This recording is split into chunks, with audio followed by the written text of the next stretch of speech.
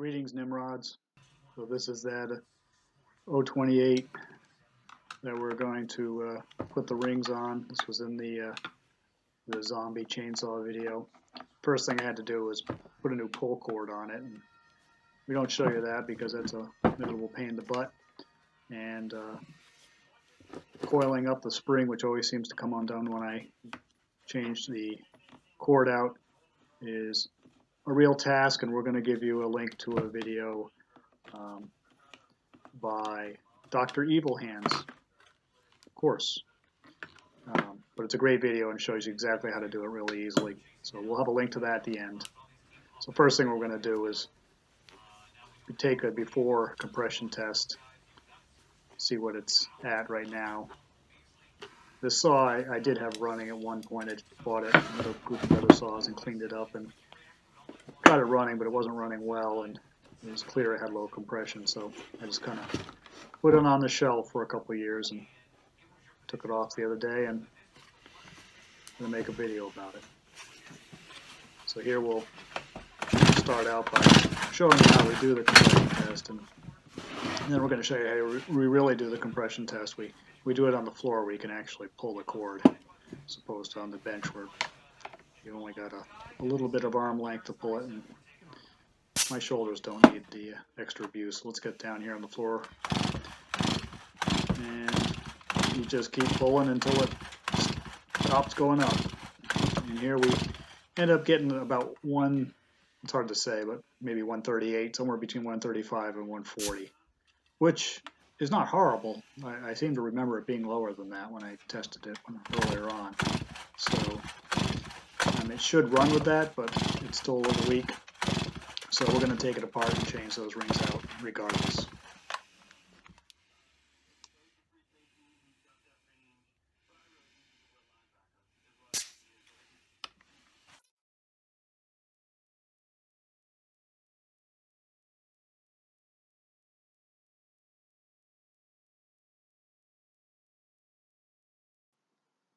So we speed up the film here so that you don't get too bored.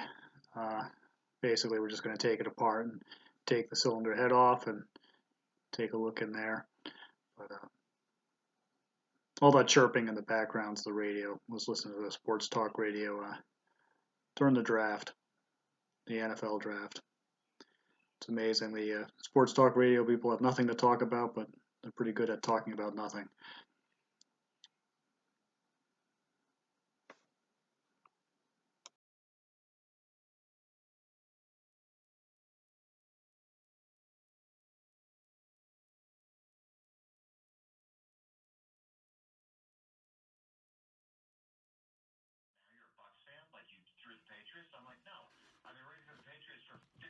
So this piston does have some pretty nasty scoring on it by the exhaust port.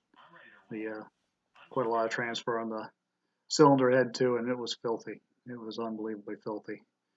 And hopefully that's just transfer, not scoring. So we cleaned it up in a bucket of water and soap, and we'll show you how it cleaned up on the inside a little bit later. Greetings, Nimrods. So we finally got the rings for this piston and the male. Everything's moving pretty slow these days. I've ordered a couple things from Amazon lately that have taken weeks to get. Usually you call them and put the phone down, walk out to the mailbox, and it's there. But not lately. Welcome to the new world. Alright, so does this matter? Suppose not.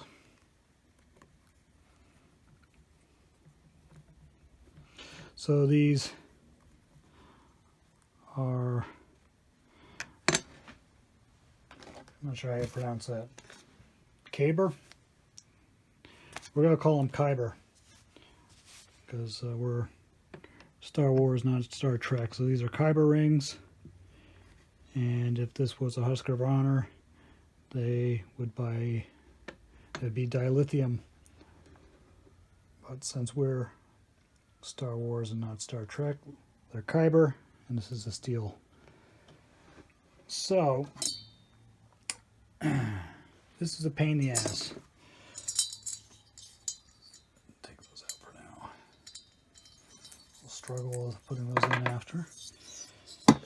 These things seem to be pretty big, and they really have to get squeezed all the way till both sides are touching the pin. A few times that I've done this, I don't remember it being that fussy. Usually there's a little bit of slop in there. And on these, there is none. These things are...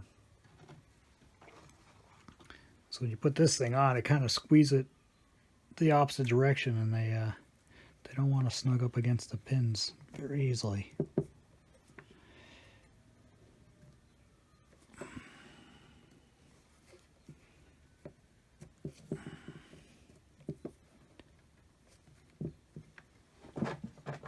Let's try that.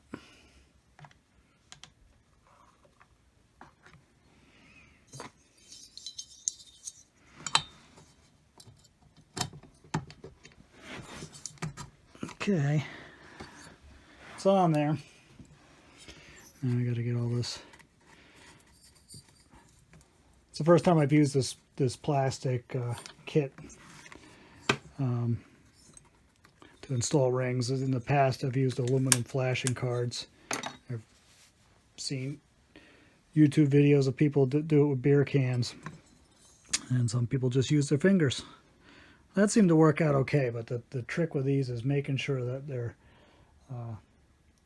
both right up against the little pin in the groove, because there's like I said, there's no slop in it. The ones I've seen in the past have a little more slop in them. So hopefully that means that these will be nice tight rings and my compression will go up. We shall see. So the cylinder we cleaned out pretty well. We used some Scotch-Brite. We actually scraped out a little bit with a sharp razor blade. Hopefully all we took off was aluminum transfer and not the nickel seal plating.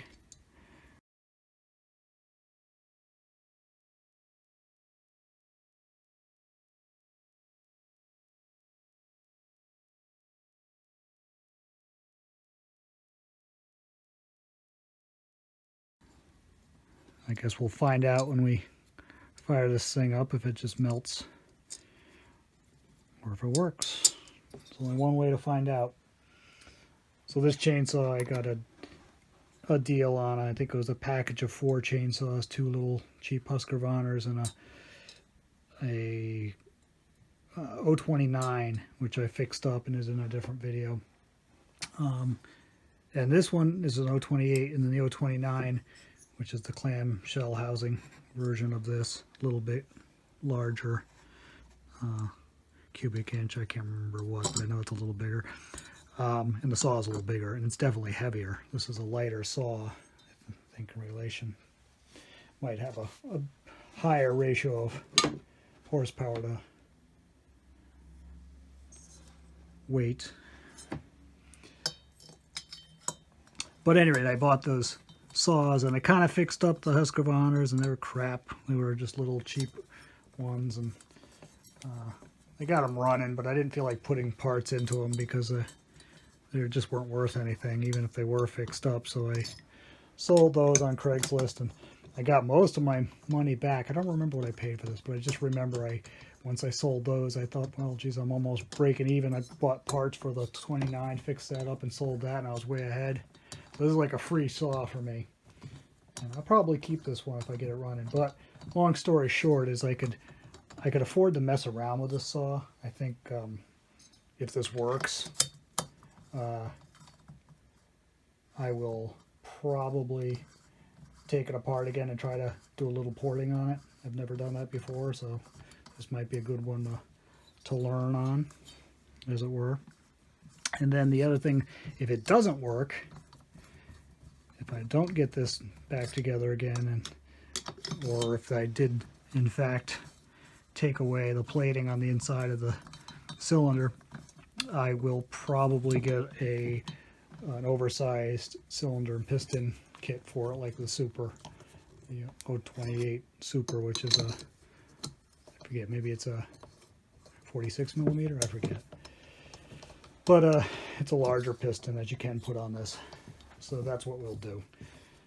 But I'm hoping that this works, and I hope I get to play with porting it. I had this thing running before, it's just that the compression was a little low, and I never cleaned out the carburetor thoroughly. So I got that soaking now, and I've got a carburetor kit ready to go, and I got a new air filter for it. New sprocket. Not that that's going to make it run better, but we'll get this thing going. So we'll tighten these up and we'll see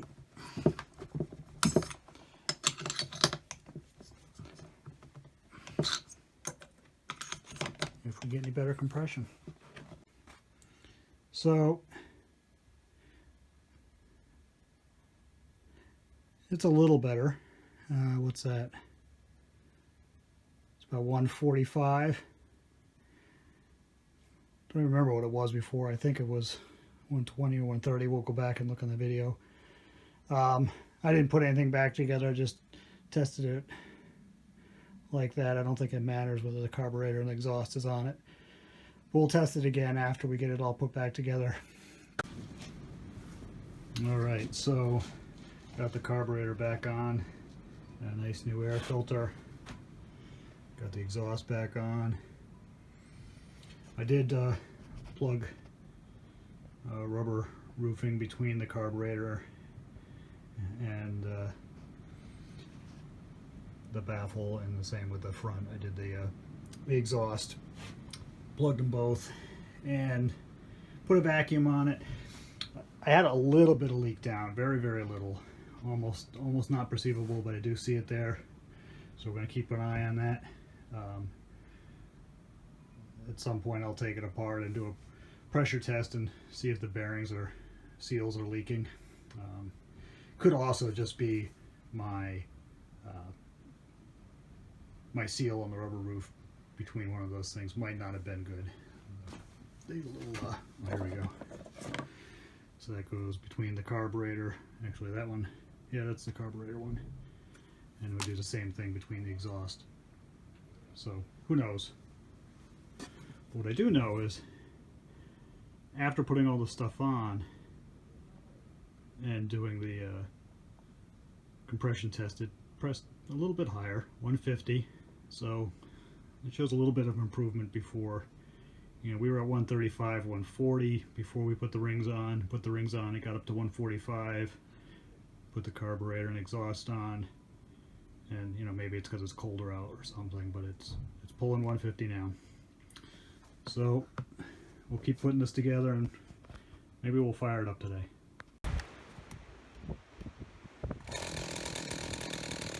All right, two things. One, I did not check the chain to see if it was sharp. Is this the chain that came with the saw? It is not. I should have taken a file to this before I did this video. Forgive me for running a dull blade or a dull chain in this log. Just wanted to see how it acted on the road.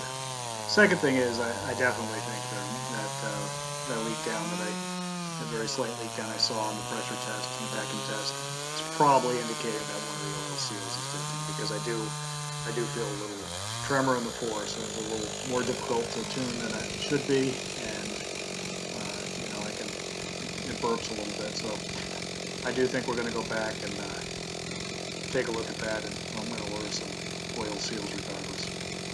So hopefully you enjoyed this. I know it ran a little bit long. Haven't done some chainsaw stuff in a while, so I figured I hope it's fun. Happy hunting, Nimrods. Hey, you're still here. Make sure you like this video, share this video with all your social media friends, and subscribe. We need you to subscribe. Thanks for watching.